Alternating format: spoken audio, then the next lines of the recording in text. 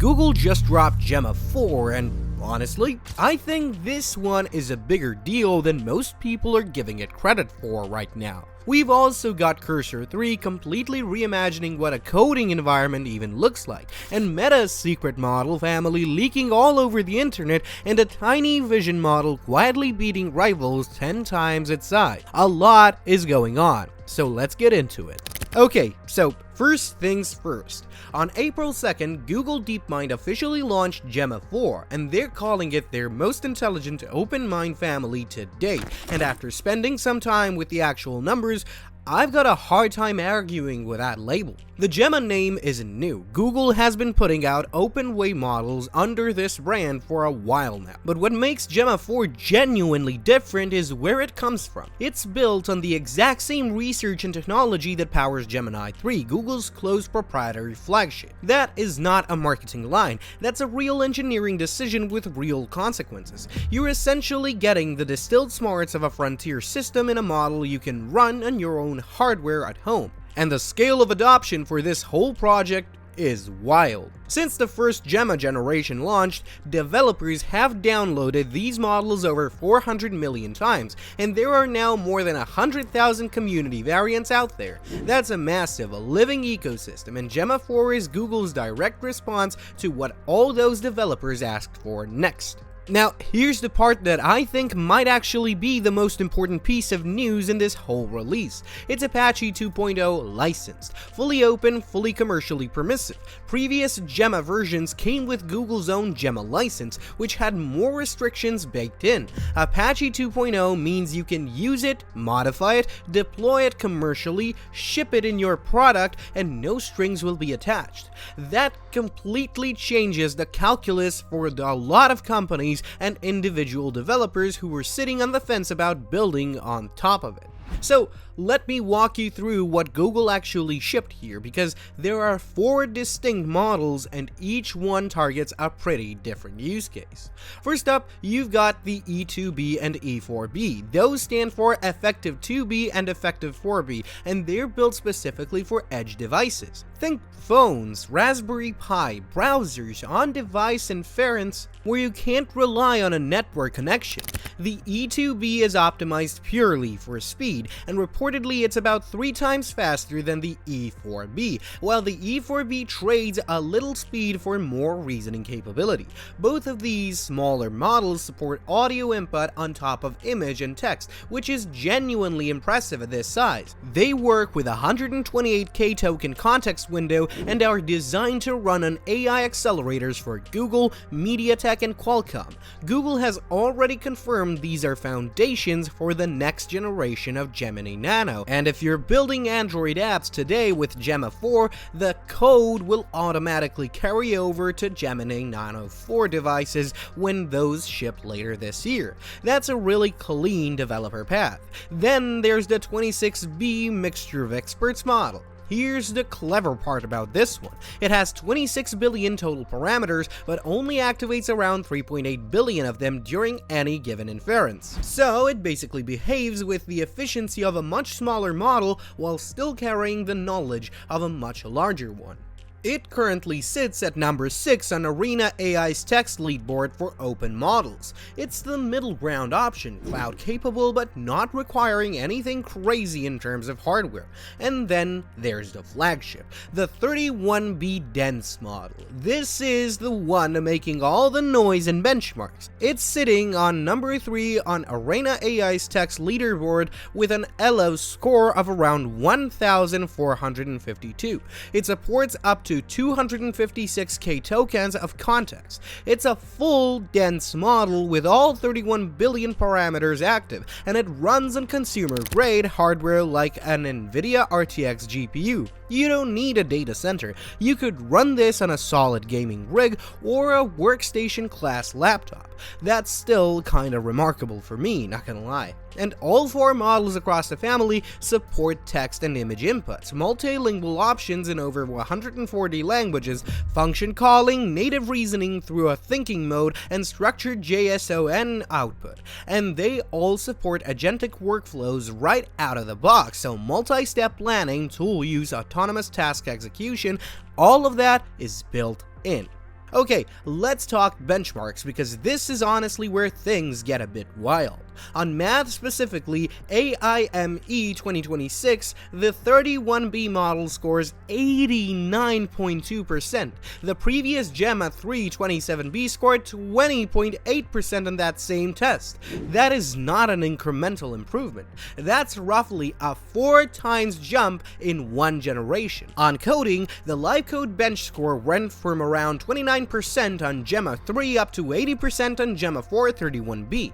On the GPQA science benchmark, it climbed from 42.4% to 84.3%.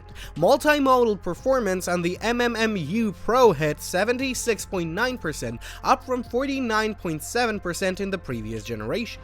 And what really gets me is that the smaller models are punching way above their weight too. The E4B, which is a tiny on-device model built for phones, is outperforming the previous generation Gemma 3 on multiple benchmarks, despite being a fraction of its size. Google's whole pitch around intelligence per parameter is actually holding up when you look at the data. The 31B is reportedly outcompeting open models that are 20 times its size on the Arena AI leaderboard. Just sit with that for a second and think about it. When I look at those math and coding numbers in particular, I stop thinking about this as incremental progress and start thinking about it as a genuine shift in what open models are capable of doing. The gap between open and closed models is closing faster than I think most people expected, and Gemma 4 is one of the clearest data points for that. Now, what can you actually build with this? Well, let me put it in a practical term, because specs and benchmarks only take you so far. What does Gemma 4 actually unlock for people building things? For mobile developers, you now have a genuinely capable multimodal model that understands text, images, and audio, and you can ship it fully on device without API calls, internet dependencies, or ongoing cloud costs. That's huge for privacy-sensitive apps and anything that needs to work offline, and use cases where latency actually matters. For enterprise terms, the Apache 2.0 license means that you can deploy Gemma 4 inside your own infrastructure, fine-tune it on your internal data, and never route that data through Google servers. Google Cloud supports full fine-tuning for all 4 variants through Vertex AI, and the 26B MOE model is being made available as a managed serverless option through the Model Garden.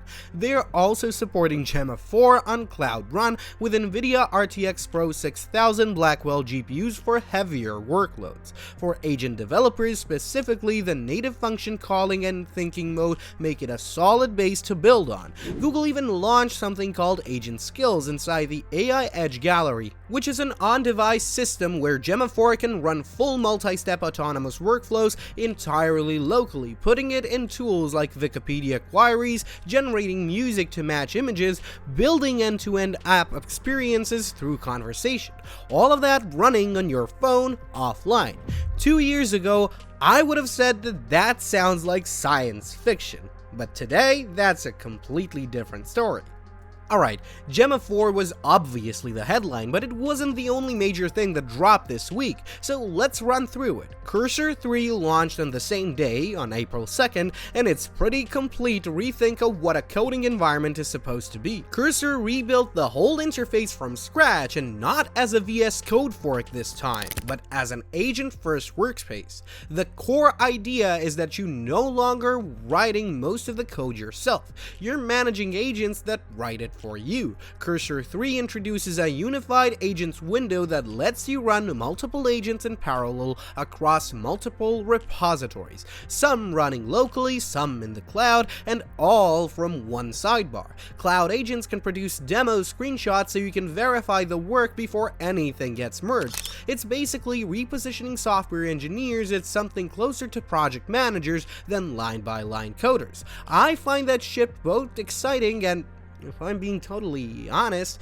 a little humbling. The tools are moving fast. On the meta front, some interesting leaks came out around the next-gen model work this week.